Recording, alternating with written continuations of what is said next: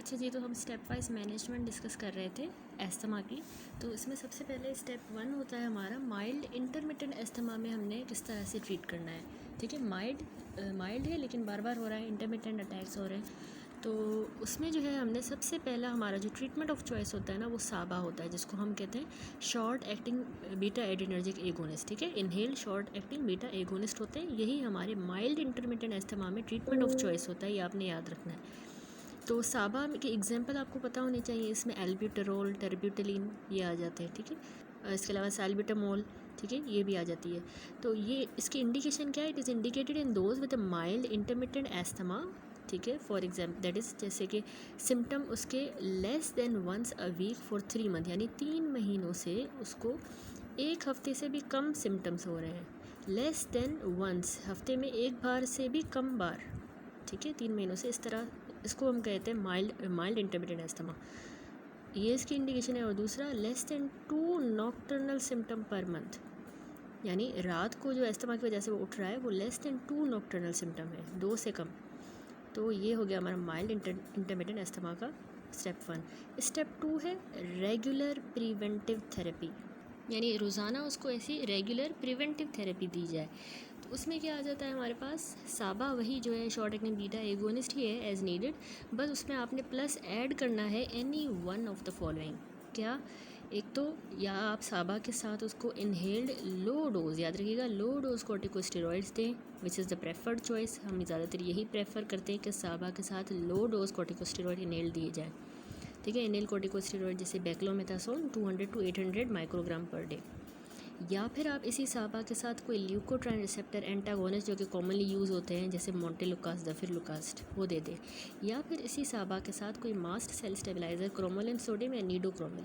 तो ये हो गई हमारी रेगुलर प्रिवेंटिव थेरेपी। ठीक है, साबा के साथ हमने any of the following add करना है। अब इंडिकेशन क्या है, क्यों हम रेगुलर प्रिवेंटिव थेरेपी देते हैं? जिस तरह माइल्ड इंटरमिटेंट एस्थमा में ये इंडिकेशंस जो साबा था उसके 2 इंडिकेशन थी कि आप साबा क्यों दे रहे हो। अगर 3 महीनों में less than once a week symptom हो रहे हों या लेस देन 2 नॉक्टर्नल सिम्टम हो रहे थे तो हमने साबा दिया।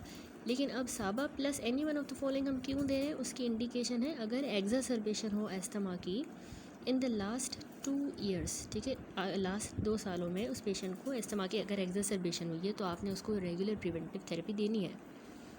या फिर अगर उसने use of inhaled beta agonist more than 3 times a week, इतने उसका अटैक हुए हैं कि मतलब उसने beta agonist more than 3 time a week, हफ्ते में 3 बार से ज़्यादा यूज़ किया है।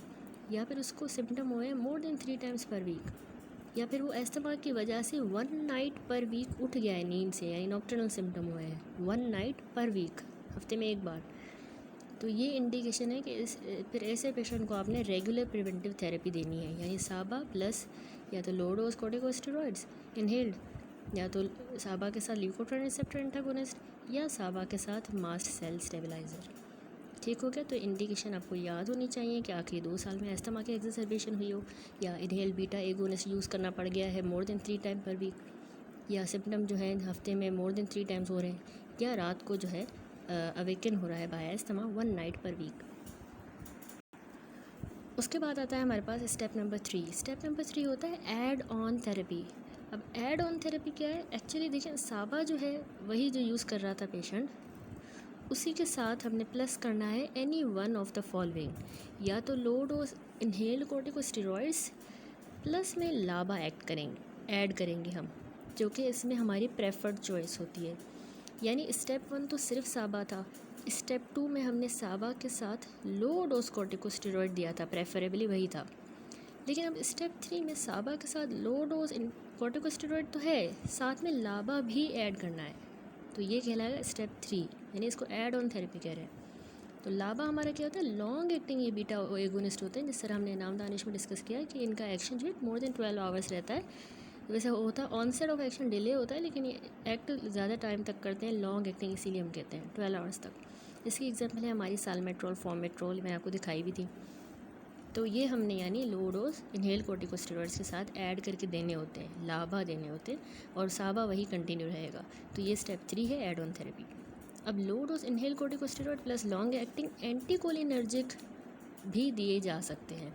यानी मेनली हमारा जो स्टेप 3 है वो कहलाता है ऐड ऑन थेरेपी, यानी साबा हमारा चल रहा था, उसके साथ हम लो डोज इनहेल कॉर्टिकोस्टेरॉइड भी चल रहा था, तो उनके साथ हमने कोई ऐड ऑन करनी है चीज़, या तो वो आप लाबा ऐड कर लें, या कोई एंटीकोलिनर्जिक जैसे टायोट्रोपियम ऐड कर लें, या तो आप उसके साथ ल्यूकोट्राइन रिसेप्टर एंटागोनिस्ट जैसे मोंटेलुकास्ट ऐड कर लें, या उसके साथ थियोफाइलिन ऐड कर लें। ठीक हो गया। तो 3 चीज़ें हैं, साबा, लो डोज इनहेल कॉर्टिकोस्टेरॉइड और इनमें से कोई भी, थियोफाइलिन, मोंटेलुकास्ट, टायोट्रोपियम। और या फिर आप इनहेल कॉर्टिकोस्टेरॉइड का डोज बढ़ा दें, यानी साबा चल रहा है प्लस में सिर्फ डोज हाई डोज, यानी ये लो डोज में साथ में हम वो दे रहे थे ना, इंक्रीज डोज बस कर दें इनहेल कॉर्टिकोस्टेरॉइड का। तो ये बहुत इंपॉर्टेंट है, याद करने वाली चीज़ें हैं, आपने अच्छे से याद करनी है। उसके बाद आ जाता है हमारे पास क्लिनिकल पर्पस में लॉन्ग एक्टिंग बीटा एगोनिस्ट यानी कि लाबा। लाबा के बारे में बता रहा है कि लाबा जो है ना वो पीक एक्सपायरेटरी फ़्लो को इंक्रीज़ करते हैं। पीक एक्सपायरेटरी फ़्लो मीटर से हम मेजर भी करते हैं पेशेंट कितनी जो है अच्छे से एक्सपायर कर रहा है, तो उसको ये लॉन्ग एक्टिंग जो है ना बढ़ाते हैं अगर हम इनको इनहेल कॉर्टिकोस्टेरॉइड्स के साथ दें। तो याद रखिएगा कि लाबा को हमने इनहेल कॉर्टिकोस्टेरॉइड्स के साथ लाजमी कंबाइन करके देना होता है, except for the exercise induced asthma. ठीक है, एक्सरसाइज इंड्यूस्ड एस्थमा के अलावा उस पर हम कंबाइन नहीं करके देते। लाबा अकेला अगर दिया जाए ना मोनोथेरेपी बिना इनहेल कॉर्टिकोस्टेरॉइड के, तो उसमें कुछ मसाइल होते हैं। एक तो जो ब्लैक्स हैं, ब्लैक पॉपुलेशन, उनमें डेथ हो जाती है अगर सिर्फ आपने लाबा की मोनोथेरेपी दी, अकेला लाबा दे दिया, साथ में इनहेल कॉर्टिकोस्टेरॉइड ना दिया, तो मोर्टेलिटी ब्लैक्स में ज़्यादा है। दूसरा इसमें ना एक्सरसेबेशन का रिस्क ज़्यादा होता है और पुअर कंप्लायंस होती है। ठीक हो गया। उसके बाद आ जाता है हमारे पास स्टेप नंबर 4। स्टेप 1 था माइल्ड इंटरमिटेंट एस्थमा, स्टेप 2 हमारा रेगुलर जो प्रिवेंटिव थेरेपी थी जिसमें हमने साबा के साथ या तो लो डोज इनहेल कॉर्टिकोस्टेरॉइड दिया या मोंटेलुकास, ज़ेफिलुकास या मास्ट सेल स्टेबलाइजर। फिर हमारा स्टेप 3 था add on therapy. Add on therapy में साबा चल रहा था, लो डोज इनहेल कॉर्टिकोस्टेरॉइड चल रहा था, साथ में हमने कुछ भी दे देना है जैसे एंटीकोलिनर्जिक हो गया, थियोफाइलिन या ल्यूकोट्राइन रिसेप्टर एंटागोनिस्ट, या इनहेल कॉर्टिकोस्टेरॉइड का डोज बढ़ा देंगे। तो ऐड ऑन थेरेपी हमारा स्टेप 3 था। अब हमारा स्टेप 4 होता है परसिस्टेंट पुअर कंट्रोल, यानी कि अभी तक पेशेंट को परसिस्टेंटली पुअर कंट्रोल ही है एस्थमा पर। तो अब आपने क्या करना है, इस केस में फ़ायदा अभी नहीं हुआ, तो अब जो साबा चल रहा था शॉर्ट एक्टिंग बीटा एगोनिस्ट जो हमारा एल्बिटरॉल टर्ब्यूटेलिन था, उसके साथ प्लस करना है आपने more than one of the following option, यानी इनमें से मोर देन वन, एक कोई यूज़ नहीं करना, 2 या तीनों भी आप कर सकते हैं। या तो आप साबा के साथ maximum dose of inhale corticosteroid दें, तकरीबन 2000 माइक्रोग्राम पर डे। जो लो डोज हम दे रहे थे ना इनहेल कॉर्टिकोस्टेरॉइड का रेगुलर प्रिवेंटिव थेरेपी में, वो तकरीबन 200 से 800 माइक्रोग्राम था, लेकिन अब यहाँ पर परसिस्टेंटली पुअर कंट्रोल मिल रहा है, तो आपने डोज बढ़ा देना 2000 तक। 800 से अब आप 2000 पे ले आए हैं। प्लस में लाबा भी ऐड करेंगे, जैसे फॉर्मेट्रोल, सॉल्वेंट्रोल है, लाबा लॉन्ग एक्टिंग बीटा एगोनिस्ट, वो ऐड करने हैं। ठीक होगा। एक तो आप ये करें, साथ में प्लस में आपने, क्योंकि कह रहे हैं मोर देन वन डे, तो साथ में आप maximum dose of inhale corticosteroid plus long acting anticholinergic जो है वो ऐड कर दें, जैसे कि टायोट्रोपियम हम दे रहे थे।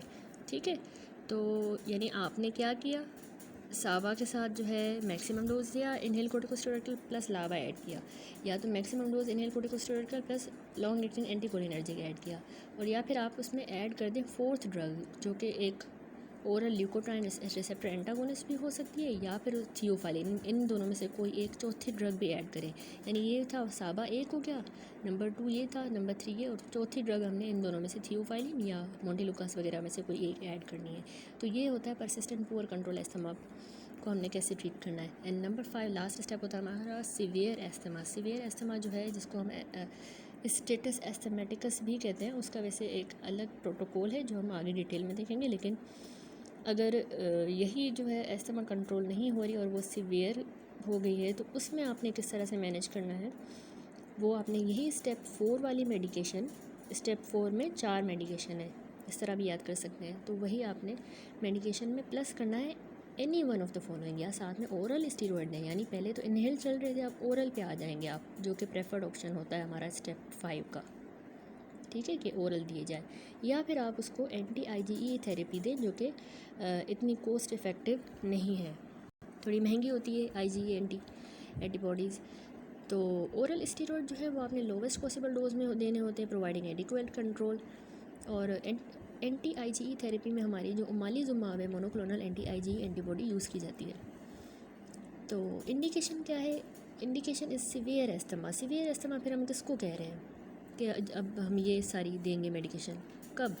जब डेली सिम्टम हो रहे हो विथ फ्रीक्वेंट नॉक्टर्नल सिम्टम, रोज़ाना सिम्टम हो रहे हैं, साथ में रात में भी बहुत ज़्यादा फ्रीक्वेंटली हो रहे हैं सिम्टम एस्थमा के, वीजिंग, डिस्निया, चेस्ट टाइटनेस और ये सारे। इसके अलावा फ्रीक्वेंट इमरजेंसी रूम में एडमिशन हो रहा है, हॉस्पिटलाइजेशन हो रही है बेचारे पेशेंट की, तो इसको हम सीवियर एस्थमा कह रहे हैं। उसमें आपने ये सारी स्टेप मैनेजमेंट करनी होती है, ये इंडिकेशन है। या फोर्स एक्सपायरेटरी वॉल्यूम इन 1 सेकेंड लेस दैन 60% हो। तो साइड इफ़ेक्ट्स क्या होंगे इसके? स्टीरॉयड क्योंकि हम ओरल दे रहे हैं तो उसके साइड इफ़ेक्ट हो सकते हैं इन द पेशेंट और लॉन्ग टर्म थेरेपी, जो कि 3 महीनों से ज़्यादा अगर स्टीरॉयड दिए, या फिर मोर than 3 to 4 courses per year, यानी एक ही साल में उसको ये सीवियर एस्थमा हो जाता है, फिर वो इस तरह के रेजिमेंट लेता है, तो इस तरह के 3 से 4 बार उसको अटैक होते हैं, 3 से 4 बार स्टीरॉयड्स पूरे साल में ऐसा कोर्स चलता है उसका, तो उसमें जो है साइड इफ़ेक्ट्स का रिस्क स्टीरॉयड्स का ज़्यादा होता है। दैट्स इट, यहाँ पर ये हमारा हो गया कंप्लीट। उसके बाद अगला है, इसमें अक्यूट एस्थमा एक्ज़र्बेशन को आपने किस तरह से जो है ट्रीट करना है, और ये क्या होता है अक्यूट एस्थमा एक्ज़र्बेशन। एक्चुअली ये जो है ना इंक्रीज सिम्टम होते हैं, ठीक है, इसमें ना सिम्टम्स बढ़ जाते हैं और लंग फंक्शन बिल्कुल डिटोरिएट होता है और एयरवे की इन्फ्लामेशन ज़्यादा हो जाती है, उसको हम कहते हैं अक्यूट एस्थमा एक्ज़र्बेशन। ठीक हो गया, सिम्टम्स का बढ़ जाना, लंग फंक्शन डिटोरिएट और एयरवे इन्फ्लामेशन भी बढ़ जाना, इंक्रीज़ हो जाना। तो इसमें जो ट्रिगर्स होते हैं एक्ज़र्बेशन क्यों होती है? एक पेशेंट था एस्थमेटिक है, लेकिन अक्यूटली उसको एक्ज़र्बेशन क्यों हुई? उसको ना अचानक से वायरल इन्फेक्शन हुआ तो उसने बढ़ा दिया एस्थमा को, मोस्ट कॉमनली यही कॉज होता है। फिर मोल्ड्स, जिसको फंजाई और मोल्ड जो होते हैं, उसमें जो है एल्टरनेरिया, क्लैडोस्पोरियम, ये उनके नाम है, और पॉलन की वजह से भी होती है एक्ज़र्बेशन, एयर पोल्यूशन की वजह से। ठीक हो गया, तो उसमें फ़ीचर्स क्या मिलेंगे? पेशेंट ना लाइफ थ्रेटनिंग फ़ीचर्स के साथ प्रेजेंट करेगा, यानी उसका जो पीक एक्सपायरेटरी फ्लो है वो हमें लेस दैन 33% प्रिडिक्टेड मिलता है, यानी 100 लीटर पर मिनट से भी कम। इनाम दानिश में हमने पढ़ा था कि अगर 100 से कम हो, 200 से कम हो तो बहुत सीवियर वाला हुआ है, 100 से कम है तो ये लाइफ थ्रेटनिंग कंडीशन होती है। पीक एक्सपायरेटरी फ्लो अगर हमें 100 लीटर पर मिनट से कम मिले तो वो इसमें मिलता है। ऑक्सीजन सेचुरेशन इसमें हमें पेशेंट की बिल्कुल 92 से कम हो जाती है, या पार्शियल प्रेशर ऑक्सीजन का 60 से कम हो जाता है, और नॉर्मल या फिर increase partial pressure of carbon dioxide हो जाता है। वैसे तो कार्बन डाइऑक्साइड को डिक्रीज़ होना चाहिए, लेकिन इस एक्यूट एस्थमा अटैक में पेशेंट के जो रेस्पिरेटरी मसल है वो इतने फटीग कर जाते हैं कि अब वो वेंटिलेट नहीं कर पाता, और partial pressure of carbon dioxide उसके ब्लड में इंक्रीज़ होता जाता है, कार्बन डाइऑक्साइड निकल नहीं पाती। तो अक्यूट एस्थमेटिक्स जो होते हैं ना, वही बात आगे लिख रहा है कि अक्यूट एस्थमेटिक्स को वैसे टैकिपनिया होता है, यानी उनका रेस्पिरेटरी रेट इंक्रीज़ हो जाता है, जिसको उसूलन तो कार्बन डाइऑक्साइड को कम करना चाहिए क्योंकि पेशेंट को टैकिपनिया वो निकाल रहा है पूरी कार्बन डाइऑक्साइड, लेकिन नॉर्मल या increase partial pressure of carbon dioxide ये सजेस्ट कर रहा है कि भाई अब उसके रेस्पिरेटरी मसल फटीग हो गए हैं और वो रेस्पिरेटरी फेलियर में जा रहा है, और उसकी इसीलिए उसकी कार्बन डाइऑक्साइड कम होने के बजाय इंक्रीज़ हो गई है या नॉर्मल हो गई है। ठीक है, जो कि हमें अक्यूट एस्थमा एक्ज़र्बेशन में मिलती है। इसके अलावा क्या हमें फीचर्स मिलेंगे? पेशेंट आएगा हमारे पास अक्यूट एस्थमा एक्ज़र्बेशन के साथ, तो उसकी हम जब चेस्ट अस्कल्टेट करेंगे वो बिल्कुल साइलेंट चेस्ट होगी, यानी उसमें वीजेस भी नहीं होंगे, because no air movement, feeble respiratory effort होगी, ब्रेडिकार्डिया या एरिथमियाज होंगी, साइनोज्ड होगा वो बिल्कुल, हाइपोटेंशन, कन्फ्यूजन एंड कोमा में। ठीक है, अब सिवियरिटी ऑफ एस्थमा एक्ज़र्बेशन है उसको जो है वो जिस तरह इनाम दानिश में भी था किया गया है, काइंड ऑफ डिफ्रेंशिएट किया गया है कि पेशेंट को अगर जो है वो ब्रेथलेसनेस है विथ वॉकिंग, विथ टॉकिंग या एट रेस्ट, ठीक है, तो माइल्ड, मॉडरेट या सीवियर एस्थमा हम कहेंगे। इसी तरह टॉकिंग अगर माइल्ड है तो सेंटेंसेस बोल पाएगा, मॉडरेट एस्थमा है तो वो फ्रेजेस बोल पाएगा, लेकिन बिल्कुल सीवियर एस्थमा की एक्ज़र्बेशन हुई है तो फिर सिर्फ वो वर्ड्स ही बोल पाएगा। मेंटल स्टेटस तो तीनों में ही एजिटेटेड होता है। रेस्पिरेटरी रेट इंक्रीज़ होगा, और रेस्ट पे even sorry respiratory rate severe में बिल्कुल बहुत ज़्यादा इंक्रीज़ हो जाएगा, 30 से भी ज़्यादा। हार्ट रेट जो है वैसे शुरू में डिक्रीज़ लेस देन 100 होता है, मतलब 100 लेस देन 100 होता है, और 100 to 120 मॉडरेट में, सीवियर में मोर देन 120 बहुत ज़्यादा बढ़ जाता है। एक्सेसरी मसल वैसे तो वो यूज़ नहीं करता, लेकिन जैसे सीवियरिटी बढ़ती जाती है फिर एक्सेसरी मसल यूज़ करेगा। वीजिंग जो है वैसे एंड एक्सपायरेटरी होंगे, माइल्ड में मॉडरेट वीज है और एक्सपायरेशन के एंड पे हो रहे थे, लेकिन आखिर में बहुत ज़्यादा लाउड वीजिंग हो जाएंगे, सीवियरिटी बढ़ती जाए और आखिर में बिल्कुल बहुत ज़्यादा सीवियर होगा अक्यूट अटैक अस्थमा एक्सरसेबेशन का, तो बिल्कुल साइलेंट चेस्ट मिलेगी, ये वीज़ भी नहीं मिलेगा। पल्सेस पैराडॉक्सेस जो कि सिस्टोलिक ब्लड प्रेशर बढ़ जाता है इंस्पायरेशन से मोर देन 10 मिलीमीटर मर्करी, वो माइल्ड अटैक में लेस देन 10 यानी नॉर्मल ही रहेगा, लेकिन फिर 10 to 25 millimetre mercury blood pressure बढ़ेगा, फिर मोर देन 25 सीवियर में। पीक एक्सपायरेटरी फ्लो मीटर में जब हम चेक करेंगे तो सीवियर जो अटैक होता है ना उसमें less than 60% peak expiratory flow हो जाएगा, और वैसे मॉडरेट में 80 to 60 होगा, माइल्ड में मोर देन 80 ही रहेगा, सेफ साइड। और partial pressure of oxygen, partial pressure of carbon dioxide और ऑक्सीजन सेचुरेशन जो है वैसे मोर देन 95 ही होगी माइल्ड में, मॉडरेट में 91 to 95, और देखें 90 से कम नहीं होनी चाहिए, तो 90 से कम हो जाएगी उसमें सीवियर में। जिस तरह सीवियरिटी बढ़ रही है फिर oxygen, partial pressure of oxygen भी कम हो रहा है, ठीक है। और इसके अलावा partial pressure of carbon dioxide जो है, क्योंकि कार्बन डाइऑक्साइड जो है वो रिटेन रह रही है, तो वो सीवियर में जो है बहुत ज़्यादा हो जाएगी, मोर देन 45%। ये आपने फैक्टर्स याद रखने, ऑक्सीजन का पार्शियल प्रेशर लेस देन 60 हो जाएगा सीवियर में, और कार्बन डाइऑक्साइड का प्रेशर बढ़ जाएगा, इंक्रीज़ हो जाएगा मोर देन 45%, वो लेस देन 60, ये मोर देन 45, ठीक हो गया। तो ये हमें वैसे ABGs से पता चलता है कि कितना है पार्शियल प्रेशर ऑक्सीजन वगैरह। तो हम देखेंगे आगे इन्वेस्टिगेशन हम कौन सी कराते हैं, हमने इनाम दानिश में भी डिस्कस किया। तो इन्वेस्टिगेशन में आपने याद रखना है कि हमने पेशेंट आया आपके पास एक्यूट एस्थमा एक्सरसेबेशन का, तो आपने उसका जल्द से जल्द क्या इन्वेस्टिगेशन करवानी है, आपने उसको पीक एक्सपायरेटरी फ्लो मीटर पहले करना है, ठीक हो गया। जो इंस्ट्रूमेंट है मैंने आपको दिखाया भी था वीडियो में, तो ये आपने सारे पेशेंट्स में जो है मेजर करना है, और क्लिनिकल कोर्स जो है उसको फॉलो करने के लिए हम परफॉर्म करते रहेंगे। पीक एक्सपायरेटरी फ्लो मीटर से पीक एक्सपायरेटरी फ्लो चेक करते रहेंगे। कैसे चेक करते रहेंगे, हर 15 से 30 मिनट के बाद चेक करना होता है, और हर 4 से 6 घंटों के बाद, ठीक हो गया। हर 4 से 6 घंटों के बाद हर 15 से 30 मिनट में चेक करना है। और ABGs भी करनी होती हैं, तो ये हमने सारे पेशेंट में ABGs चेक करनी है। Partial pressure of carbon dioxide जो है हमने जैसे देखा पहले इनिशियली लो था, नॉर्मल, अगर नॉर्मल या हाई लेवल मिल रहे हैं तो इसका मतलब मसल फटीग है, पेशेंट रेस्पिरेटरी फेलियर में जा रहा है, तो ABGs करनी है। ये 2 इन्वेस्टिगेशन बहुत इंपॉर्टेंट होती हैं। मैनेजमेंट बहुत इंपॉर्टेंट है, वाइवा में भी पूछी जाती है एक्यूट एस्थमा एक्सरसेबेशन की, आपने कैसे ट्रीट करना है पेशेंट को। सबसे पहले उसकी ऑक्सीजन मेंटेन करनी है, उसके लिए आपने हाई कंसनट्रेशन और ह्यूमिडिफाइड जो है उसको ऑक्सीजन देनी है, ताकि उसकी जो ऑक्सीजन सेचुरेशन है वो मोर देन 92% हो, क्योंकि हमने सीवियरिटी पहले तो मोर देन 95 थी माइल्ड में, मॉडरेट में 91 से 95, लेकिन सीवियरिटी में वो 90 से कम होती चली जाती है, तो आपने उसको मोर देन 92 रखना है, 92 से तो बिल्कुल भी नीचे ना जानी चाहिए, तो इसलिए ऑक्सीजन दी। फिर हमने ब्रोंको डायलेटर देना होता है कोई ना कोई, क्योंकि उसको एस्थमा हुआ, ब्रोंक्योल्स कॉन्स्ट्रिक्ट हुआ है तो वो खुल जाए। तो फर्स्ट लाइन एजेंट हमारा हमेशा शॉर्ट एक्टिंग बीटा एगोनिस्ट होते हैं, जैसे कि हमारा एल्बिट्रोल, टर्बिटलिन, सल्बिटामोल, ठीक है। तो वो आपने किस तरह देना है, पेशेंट आया है एक्यूट एस्थमा एक्सरसेबेशन के साथ, तो आपने उसको मीटर डोज इन्हेलर के थ्रू 4 से 8 पफ देने हैं, या फिर आपने उसको नेबुलाइज़र के through 2.5 to 5 milligram her 20 minute के अंदर उसको नेबुलाइज करके साबा देना है, साबा विच इज़ ए ब्रोंकोडायलेटर। उसके बाद थर्ड स्टेप होता है, अब आपने इसको स्टेरॉइड देना है सिस्टेमिकली। किस तरह देंगे, पर ओरल देंगे आपने 0.5 to 1 मिलीग्राम पर केजी, या फिर IV में दें, अगर उसको बिल्कुल इम्पेंडिंग रेस्पिरेटरी फेलियर हो रहा है तो IV में दे दें स्टेरॉइड्स।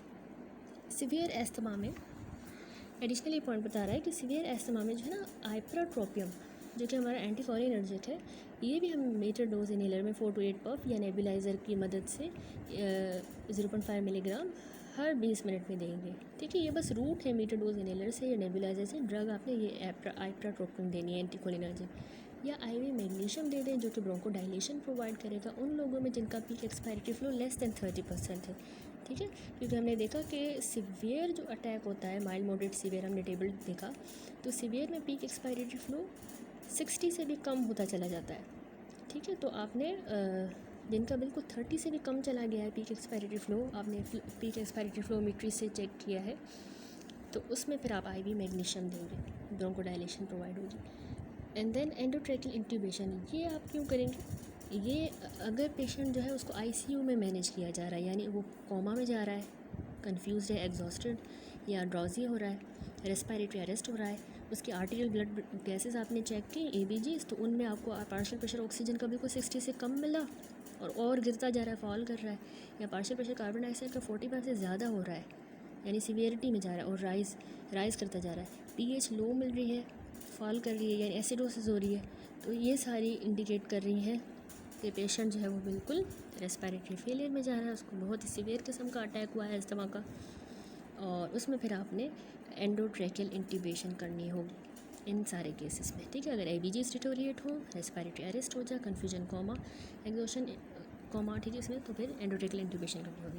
तो ये सारी एक्यूट अस्थमा एक्सरबेशन की मैनेजमेंट है, बहुत इंपॉर्टेंट है कि पहले ऑक्सीजन दिया, फिर शॉर्ट एक्टिंग बीटा एगोनिस्ट जो ब्रोंकोडायलेटर है, सिस्टेमिकली स्टीरॉयड, फिर सीवियर अस्थमा में हाइपरट्रोफी में IV मैग्नीशियम भी दिया जाता है, एंडोट्रैकियल इंट्यूबेशन, दैट्स इट। उसके बाद आता है हमारे पास डिस्पोजिशन। तो डिस्पोजिशन क्या होता है कि हमने ना अब डिसाइड करना है कि अब पेशेंट का क्या करना है, ठीक है। Decide the disposition with in the 4 hour of presentation and after 1 to 3 hour of the treatment, यानी कि पेशेंट आया आपके पास, उसके आने के 4 घंटों के ही अंदर अस्थमा के अटैक के, तो उस आपने डिसाइड करना है कि अब इसका क्या करना है 4 घंटों के अंदर, या फिर आपने ये सारी मैनेजमेंट की है, ट्रीटमेंट दिया है, उसके 1 से 3 घंटों के बाद आपने डिसाइड करना है कि क्या करना है। तो अगर ये सारे अच्छी सी ट्रीटमेंट दी आपने और उसका अच्छा रिस्पॉन्स मिला, यानी कि आपको अच्छा रिस्पॉन्स हम किसको कहेंगे, जब उसका पीक एक्सपायरेटरी फ्लो आपने चेक किया, क्योंकि हम वो मॉनिटर करने के लिए देखिए चेक कर रहे थे every 15 to 30 minute, then every 4 to 6 hour, पहले हर 15 से 30 मिनट में कर रहे थे, फिर हम हर 4 से 6 घंटों में करते रहते हैं। तो उसमें आपने चेक किया तो मोर देन 70% उसका पीक एक्सपायरेटरी फ्लो आपको मिल रहा है, ठीक है, अच्छी बात है, क्योंकि इसको जो है वो मोर देन 80 होना चाहिए, तो मोर देन 70 आपको मिल रहा है, और ऑक्सीजन की सैचुरेशन भी अब अच्छी हो रही है, मोर देन 90% अगर मिल रही है तो यानी अच्छी है, 92 से ऊपर रखनी है आपने, नॉर्मल एग्जामिनेशन मिल रही है आपको, और सिम्टम्स भी आपको उसमें कोई भी नहीं मिल रहा, तो इसका मतलब है आपने जो एक्यूट अस्थमा एक्सरबेशन का ये जो ट्रीटमेंट दिया, इसने अच्छा रिस्पॉन्स शो किया है, ठीक है। तो response maintain 60 minutes after treatment, यानी यही रिस्पॉन्स, ये सारी चीज़ें 60 मिनट्स तक मेंटेन रहेंगी, यही होंगी, सेम रहेंगी। तो फिर अब आपने पेशेंट को घर भेज देना है कि भाई अब आप बिल्कुल ठीक है, 60 मिनट तक आपने उसको फिर उसी कंडीशन में मॉनिटर करना है कि यही रहे इसकी कंडीशन। उसके बाद अगला होता है अगर इनकम्प्लीट रिस्पॉन्स। इनकम्प्लीट हम किसको कहेंगे, जब उसका पीक एक्सपायरेटरी फ्लो 40 to 69 आ रहा हो, यानी मोर देन 70 नहीं है, 40 to 69% है, यानी इसको mild to moderate sign and symptoms भी हो रहे हैं साथ में, एक्सपायरेटरी फ्लो भी इतना है, तो अब आपने इसको हॉस्पिटल वार्ड में शिफ्ट करना है, ठीक है। इतना है कि वार्ड में मैनेज हो सकता है, लेकिन उसको हम कहेंगे इनकम्प्लीट रिस्पॉन्स। पुअर रिस्पॉन्स क्या है, ये आपने सारा ट्रीटमेंट दिया लेकिन अब उसका peak expiratory flow less than 40 है, 40 से भी कम है, और पार्शियल प्रेशर ऑक्सीजन का भी लेस देन 60 है, पार्शियल प्रेशर कार्बन डाइऑक्साइड का 42 से बढ़ता जा रहा है, मोर देन 42, और सिम्टम्स भी सीवियर किस्म के हो रहे हैं, और उसका मेंटल स्टेटस अब एल्टर हो गया है पेशेंट का ये सारा ट्रीटमेंट देने के बावजूद, तो अब आपने उसको एडमिट कर देना है ICU में, ठीक हो गया। Good response, incomplete response, poor response, तो ये सारे होती है डिस्पोजिशन कि आपने फिर कहाँ पे पेशेंट को डिस्पोज करना है, वेदर उसको शिफ्ट कर देना है, डिस्चार्ज कर देना है होम के लिए, या उसको हॉस्पिटल वार्ड या ICU में एडमिट करना है। That's it. यहाँ पे ये हमारा कंप्लीट हुआ टॉपिक अस्थमा का इरफान मसूद से हमने क्विक रिव्यू लिया, ठीक हो गया, एग्ज़ाम्स में ईजी हो जाएगा अब आपको रिवाइज़ करना।